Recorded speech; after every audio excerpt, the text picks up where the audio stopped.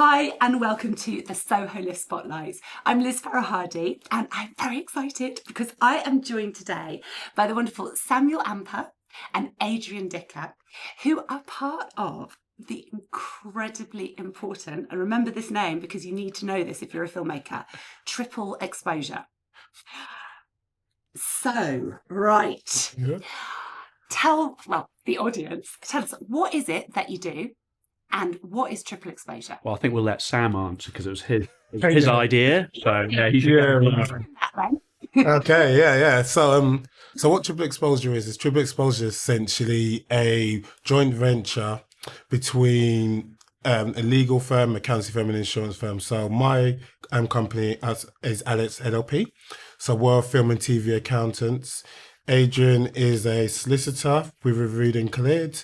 And then our friend who isn't here at the moment is Gareth, who's as part of performance, film and TV insurance.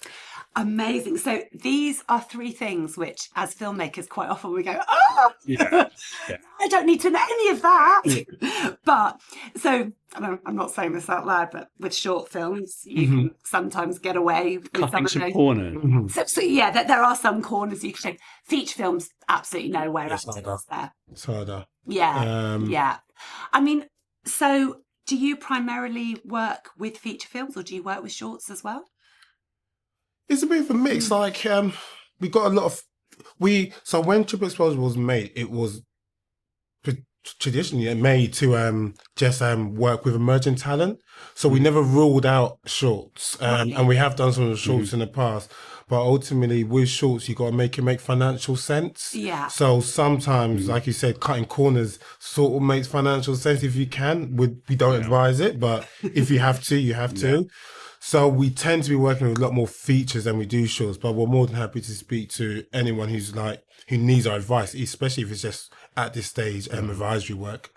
Yeah, one of the big things is if you're going to sell your film in America, you need to have all the paperwork. And with the best will in the world, a lot of shorts aren't going to travel in that way in the same commercial path that big feature films do. So the more money's involved, the more important it is to have all the paperwork sorted. Yeah. But we do like working with emerging talent. Why we're here today. Everyone starts somewhere, and I find it really rewarding. Often the less experienced people are more appreciative of your efforts, so it can be quite rewarding. And you hope that one day they're going to get a mega hit as well, obviously, and continue to instruct you. That's and then everyone wins, right? Absolutely. Yeah. So at what point would you come in with somebody? So let's talk about, should we talk about features? Someone making their first feature. Yeah. At what point would you get involved? So I'd love to answer this one, Sam, because it's as early as possible, because you want to brainstorm where's the money coming from, where's the money going to go when you sell the film around the world, and people don't really have a firm idea of that usually, but that's sort of the most important thing to sort, as well as all your tax incentives. Maybe that's the thing for you to talk about. Yeah. So for us, it's Adrian's 100% right. If we can get involved like late development, so early pre-production, that's where I think we come into our own. So like I said, Adrian being the legal side of it all, at the beginning stage, a lot of interacting about just understanding the structure. Yeah. How is it being financed? Who's financing it? What kind of financing do you need? So what I predominantly do is tax credit work. Right. So in the UK, the government essentially has an incentive for creative industries. So they'll give you money in order for you to produce your film in this country. And what I would do with Adrian is work on how potentially the production could receive that money a little bit earlier from maybe a bank, like a loan. Okay. And that's where I'll discuss with Adrian, okay, how's this going to look? How's this working at a very early stage? Yeah. So you would say I've written my feature film. I know who's going to direct it, who's going to be in it, all of that. You would then work with me to then go, right, well, we should go and approach these people about raising money. Is that what you mean? Or? No, not necessarily. It depends how you're structuring it. Yeah. So would you work that out as well? So I will often deal with investors who want to invest in a film, and I'll do a contract with them. Sam, in the meantime, will be explaining to the producer, you have to spend this money in this way in order to reclaim maybe 30% of your spend, Exactly. say, that's free money from the government. They'll give you 30% back of your qualifying spend, won't they? Yeah. So it's about, Sam will help people access that money. You can't access it without an accountant. No. So that's sort of one of the things. And back to the shorts, often it's not worth paying lawyers and accountants to apply for that money for the short, because how big does the budget need to be, do you reckon, for it to make sense? Do you know what? For it to make real sense, I would say anything over maybe like 50,000. Oh, really? Yeah. Reason being is because you got to spend money to get money back. So if you're only going to receive back X amount, but the fees together cost More than that. it doesn't make sense. What always happy, what I like to do in certain circumstances is, and that's only 50,000 for my fees. Like, That's the budget. Yeah, that's the budget. Yeah. So there might be other accountants who would do a budget less than 50,000, but from my point of view, it doesn't really make financial sense for anything less than that. But I'm always happy to discuss the process, because that's what I think is most important doing a short. It's just understanding the process. In most cases, you raise the money. Yeah. People who put money in already understand that it's not necessarily going to make money back. Yeah. But, it's nice if something does come back. It's a calling card. Yeah. Because everyone hopes to move from the short into Yeah, a short's more of a proof of concept. Yes, exactly. That's what I can do.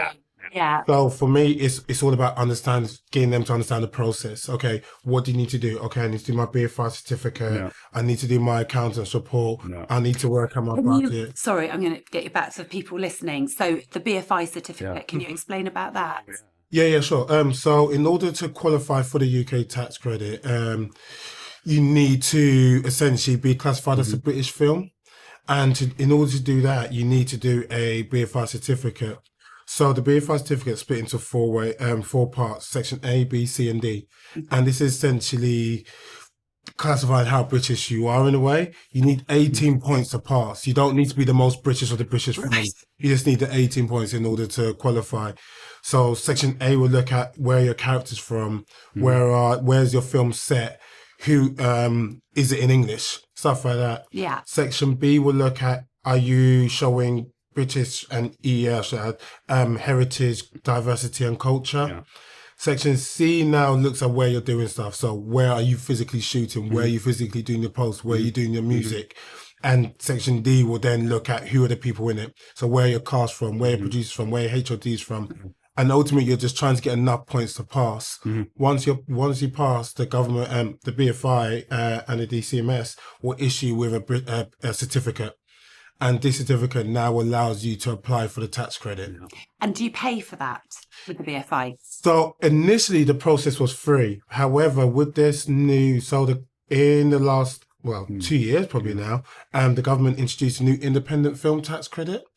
And this is the new incentive at a higher rate. So the headline rate for the new IFTC is 53%, but normally 53%. 53%. Yeah, but normally it comes out at 31.8% of your total expenditure. Yeah. So it's really that's the number. If I was working with and I was doing an all UK production, that's the number I'll use. 31.8%. And with the independent one, is that you've got to get a BFI certificate? You also got to get a BFI, Yeah. and this one costs because you also need to do an accountant's report.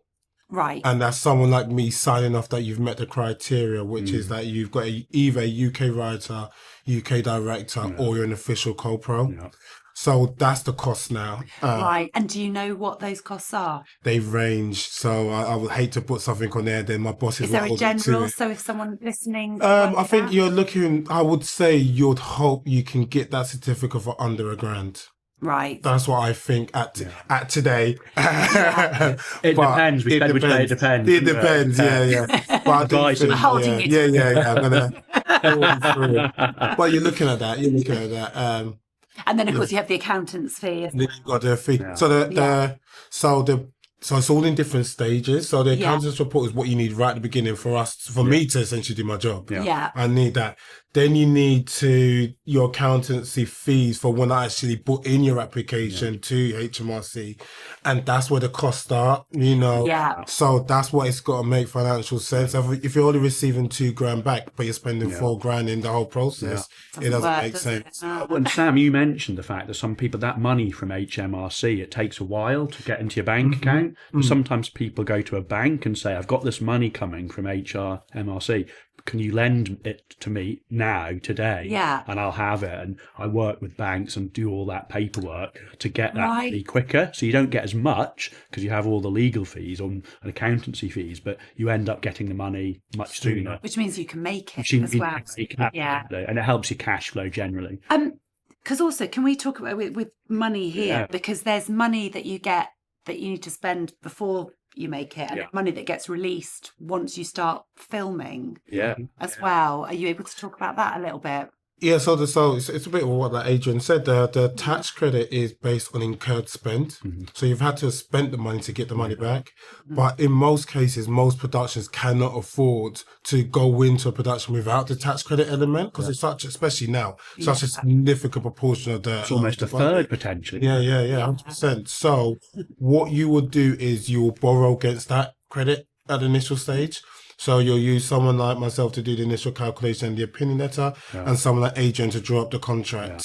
And then you'll send that to a bank or financial institution, or maybe even an individual who's willing to lend you the money.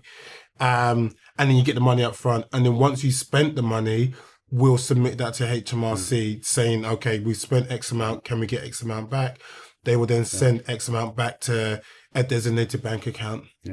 So you're Easy. basically looking after all the things that are listening to it. I'm like, oh. and that was the point of triple exposure, is that these three areas are generally seen as being quite dull. Everyone sort of knows they're important, but we all know we should eat well and get sleep. Does everyone do what they But having professionals to help you through these dull areas who work closely together, we don't have to have the same conversations time and time again. So it keeps costs down and gets you the result you need quicker. By having that three-pronged team. Yeah, and I suppose as well, it's like not having you in your corner, it can actually end up costing more money. Well, the insurance side of things, productions have to stop because of storms, and we've had that last year. A lot of productions were stopped, and they would have had no money to redo the shoot, but because they had insurance, they were able to reschedule it for another couple of weeks' time. What insurance is that? So they have production insurance. They have sort of disaster insurance as well. It's all part of it. The E&O's the big one. That's the one that everyone knows about. But that stands for errors and omissions, and it's basically anything that you've done your job well, but there's a mistake, right? And that will cover it. It doesn't cover you just deciding you're not going to pay anyone or make any clearances or include Beyonce's latest track just because you like it. And, so there are sort of processes you need to follow, but it will help you in your time of need. That's the idea, right? And you kind of hope disaster doesn't strike when you don't have insurance, because that's the way of the world, isn't it? No. I think in the last year or so, and I think you hit the nail on the head when insurance has become, we're seeing a lot more, not a lot more claims, but a lot of people being happy that you took out insurance. I think the big storms that were in Ireland maybe 6-7 months ago, that was huge. We had about 3 productions what physically could not go in because of those storms, so I had to claim insurance. And you've got talent flying in all over the world. They can't land at the airport, exactly. And it's not like they can say, I'll get the train from New York. It's not possible. And I mean, that would finish a production completely. Yeah, absolutely. So dull but importantly. Oh, it is important. What would you say are some of the biggest mistakes you've seen? I do genuinely think it's not having the paperwork. People sort of know, but if you know you need to do it, yet you don't do it, that's kind of dumb, right? And you think, it's a bit complicated, or no one told me. That's another classic one. Like if you're going to go into filmmaking, you better find out all this stuff. No one's going to have any sympathy for you. I guess, I don't know, from your perspective, what's some of the corkers you've seen, Sam? I've seen a lot. For me, it's definitely control management. I think it's very easy, especially I talk to finances quite often, and they always ask, what happens if it comes in under budget and we don't maximize the tax credit? And I can tell you that's probably happened once in my life. Come under budget. In most cases, people are hitting it, which is great, or they're going over. Yeah. But if you go over, that can be a real problem. Because if you haven't got the money, the bills, just from the you pay the bill. Yeah, you need to pay. So we do tend people to just immediately under under budget. Yeah. And that's a real issue, especially if you're borrowing against your tax credit. So be realistic, have Exactly. tight cost control. Exactly. And just little things like travel seems to be something that people don't necessarily do properly, overage, all of that jazz. Also making sure you've got the proper paperwork. Paperwork is key, like invoices. So for me, I can't claim anything unless I can have an audit trail. So it's no good you saying you spent 10 grand on this car. So if I cannot see an invoice or a contract or something, I can't claim for it. No. Therefore, you're likely to lose that spend. Yeah, I suppose I just remembered that one of the biggest problems we have as lawyers in the film industry is people not having the paperwork to enable them to sell the film in the US. The US is very paper heavy, we all know how important law is in America, right? Yeah, they have kind of. they have particularly difficult requirements, and you can't sell it if you don't have E&O cover. You can't get E&O cover, perhaps, if you haven't got a report from a lawyer saying the whole film is all okay. Oh, really? Yeah, and then imagine you've got this hit, but you can't sell it because you haven't done all the necessary paperwork. Unpicking it all and doing it later is loads more expensive than doing, so you finally got the hit and then you think the world's your oyster, but actually you got a whole world of pain to provide all the paperwork that the Americans want. Yeah. So, yeah.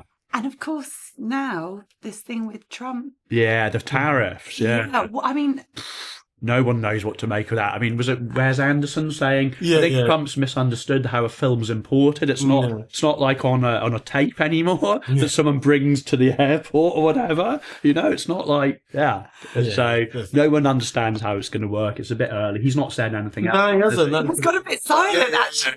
He's got some other problems, hasn't he? Yeah. You can say that again. The other thing as well, do you ever deal with music? Yeah. Okay, because that's a kind of worms. It is. Actually, I got someone today saying, "Hey, Adrian, I've got this music in my film, and I have to have this bit of music because the whole editorial creative piece is filmed around it. But the guy's dead. We didn't get permission, and like his estates, they just don't reply to us. What do I do?" And it's like, well, I think you can work out what you need to do. You need to have something that's cleared. So you have to replace it or clear it. But especially composed music we all recognise the Star Wars or whatever, the music. There's some very famous composers out there I'm not going to mention because I've had some run-ins with a couple of them in the not letting us do things for charity with their music. I mean, how means that? But these people have got lots of agents and people around them who restricting. So music is, obviously if you're a filmmaker, you appreciate the value of it to the film. So get it right. Well, I think they quite often just think, oh, you're making a film, you've got loads of money. Yeah. And it's like the first proper one that I ever made, I did what you said just described before. I was a bit into the edit. Oh my God. Oh, it's perfect. I love it. Oh my God, that's a can of worms. Yeah. I'm like, nah. But that's it. But I think that's humans. We need to make the mistake to learn from it. We can't learn from other people. It's sort of human nature. So I doubt you'd do that again. No, not at all. You've learned. Yeah. No, I suppose it's the only way you do learn, isn't it? Of course. Other thing as well. So, for filmmakers and with shorts as well, should they have a limited company? Ooh, I was asking you about that on the way in. Come on, you go on this one, Sam. From my point of view, I doubt it, buddy. From my point of view, again, it's got to make sense. So I'm going to start with shorts. Yeah. So we've got some companies that they make loads of shorts in a year. So maybe 5 or 6, 7, 8 shorts in a year. Does it make sense? Each of their shorts, I'm talking smaller budgets, so maybe under 50,000, they do multiple shorts. Does it make sense for them to have a limited company for all of those shorts? No. Or for each of them? For each of the shorts. No, it doesn't. No. However, the whole point of a limited company, you do need a limited company, but do you need a different limited company for each one? It's different. So if you're making multiple shorts, I will say no. But what I'll say the least you need to do is have a different bank account or be able to allow me to differentiate between what costs relate to which film. Because ultimately what my job is to do is to work out how much this film has cost you. Yeah. So if you have a limited company which has a load of stuff going on in it, so maybe you're developing something, maybe doing a bit of advertisement, maybe you're shooting a music video, and it's all clumped into one film, it's really difficult for me to decide how much actually relates to the film. So that's when it becomes a little bit tricky. So I say if you're not going to have a different limited company for each of your shorts, at least have a different bank account. So I know this bank account A is designated for this film. All the spend. Yeah. So that makes my life a bit easier. In terms of once you get into the feature world, I think you do need a SPV, we call it, a special purpose vehicle. To claim tax credits. To claim the tax credit. Yeah. Company, haven't you? But it's more, so you can claim a tax credit through let's say, for example, we decide to open up a company and we're doing loads of stuff for maybe shooting music videos, doing some advertisement, and we're doing loads and loads of stuff. And we happen to make a film in it. Nothing's stopping us from claiming a tax credit on the film, even though we've got loads of stuff going on to it. There's tax stuff that could potentially affect how much we get back, but that's neither here or there. So yes, we can leave that for another day, but that's there. But the reason you should have an SPV if you're making a feature, because what it does, it ring fences the film, it protects the film. Yeah. So what you've got here now is that you're going to have loads of investors who are going to be investing in this film. Yet again, if I have it in my overall production company, they're not protected as well. You know, because let's say, for example, I decide to do something weird in my music department, you know, their money's at risk, because if someone comes after my business, their money is currently sitting in within that business. So sometimes investors will say, I'm putting loads of money in, so I want like a mortgage or a charge over the company that's making the film, which is why you want it just to have the charge over the film in its own company rather than all business. If you just had another account with that, you know, so you'd actually have to open up, because you don't want to be giving this investor in your film rights over your advertising business or your music video. You know, that's a different profit and loss account, presumably. And one thing we've seen massively nowadays, franchise is a massive part of making a, you know, when you're developing a film or something, the idea that this film is more than just one film is really attractive to investors. What more can you do with this? For example, can I make a game from it? Can I sell the music rights? Can I do all of that jazz? So in most cases, when investors come in, they maybe just investing in one of the films, but if you put their money or you give them shares in your main production company, all of a sudden they've got a right to everything. And that is not necessarily something you've negotiated or you want. So by having SPV, you can be like, no, you've just got a right in this a film. If you want to maybe come into the whole bigger picture, that's another conversation. But the money you're giving me today is a film, and you can only guarantee that if you give them the rights in that SPV or you say that production with the rights to that a film, rather than the overall production company. That's why it's really important to understand your structure and then divvy them out, just so you don't get in that. I told you it was dull, didn't I? Sorry. Yeah, I'm going to rewind it. But it's important. It is. We've seen people fall. We've seen people fall. Yeah. I mean, what are the things that people it doesn't even occur to them to ask? The things that I should be asking you that I'm not asking you now. The thing with me for the contract, no one gets paid unless there's a contract, because with the contract comes the rights, and you need to have all the rights for the film. So quite often people will pay people because they owe them the money, but without getting them to sign something.